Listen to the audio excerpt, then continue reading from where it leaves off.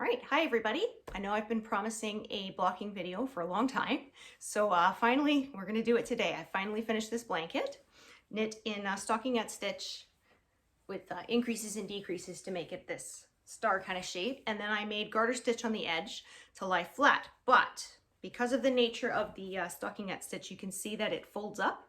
It doesn't like to lay out flat without you unfolding it.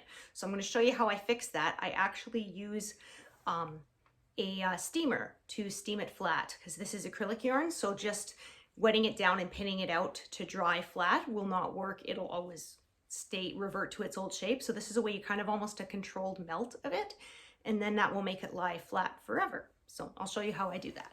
All right, so here's my blocking station.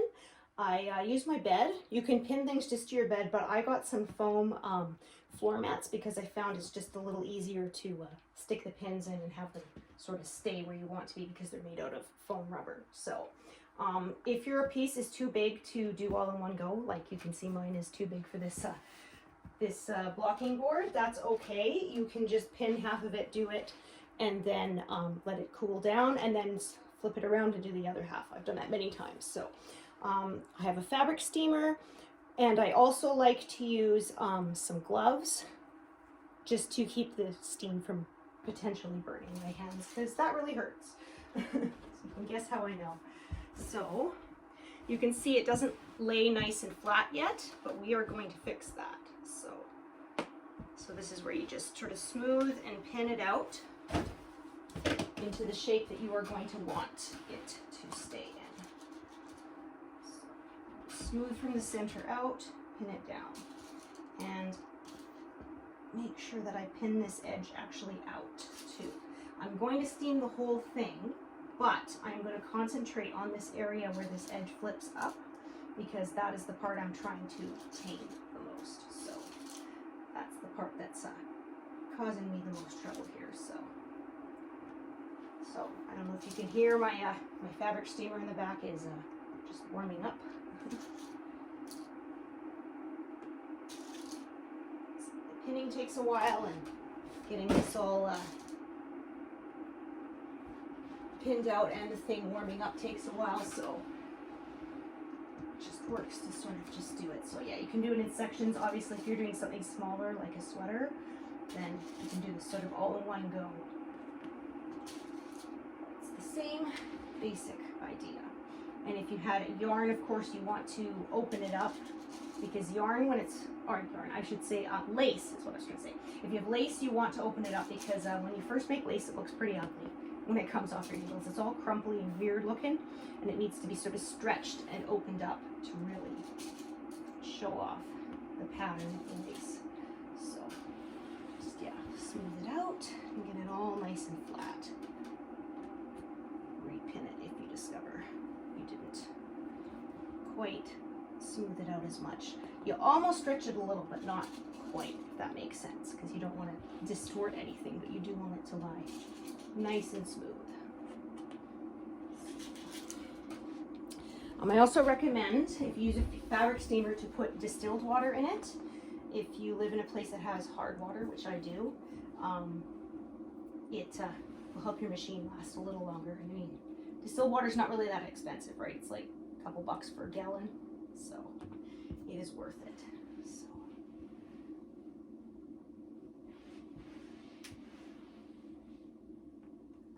just make sure it locks down.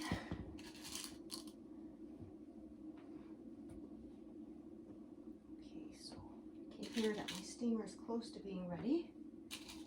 No problem.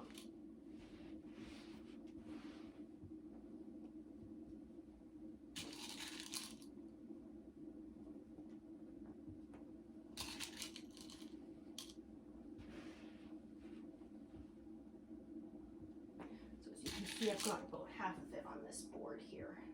You could, of course, buy extra foam boards if you wanted to be sure you could do it all in one go, but it really doesn't hurt it to do it in sections, so don't worry about that. And then after it's all done, we'll do an after bit of the video to show you what it looks like when it's all complete. So This I'm going to kind of just smooth out, even though I'm not really steaming that half of the blanket yet, just because you don't want to accidentally steam wrinkles into it. So.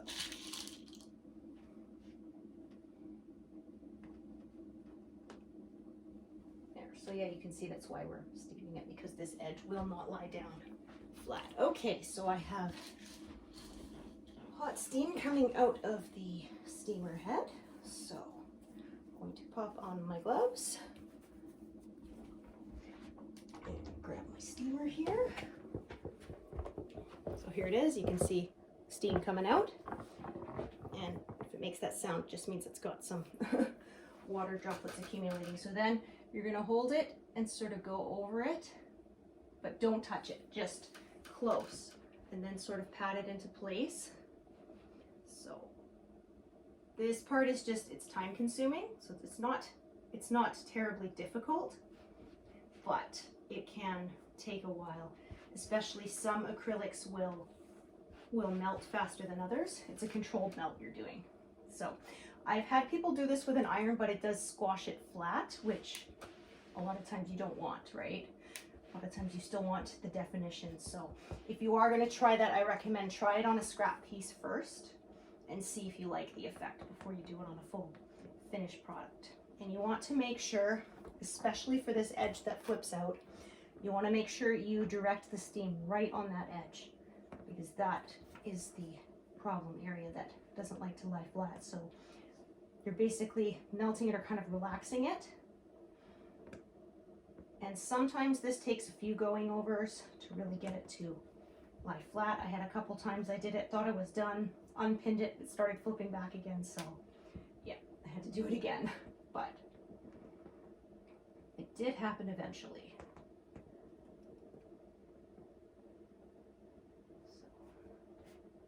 And this is, of course, why I like to wear the gloves. Because, yeah, it can get pretty toasty.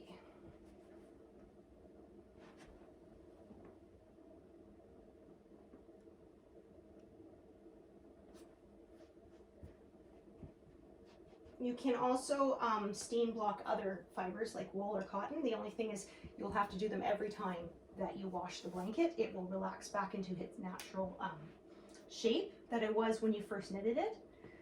With acrylic, the nice thing is you've only got to do this one time. Then it doesn't matter when you wash it, it will hold this shape, because like I said, acrylic is basically like a plastic, and so you are melting it into shape. Just gently, obviously. You don't want it actually like melting, runny melting, sticking to things. Some people call this killing acrylic, or some people call it blocking acrylic or whatever.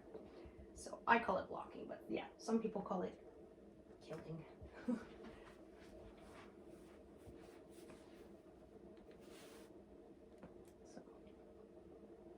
as you can see, I hold it close, but I don't quite touch it. I mean, if it does touch for a second or two, it's not like an iron. It's not going to destroy it or anything, but you try to not do that.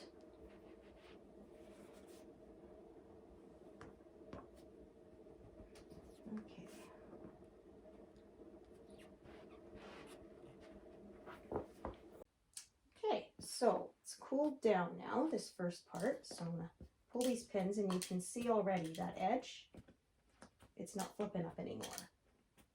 So, right? In fact, it doesn't even want to fold back the way it used to be.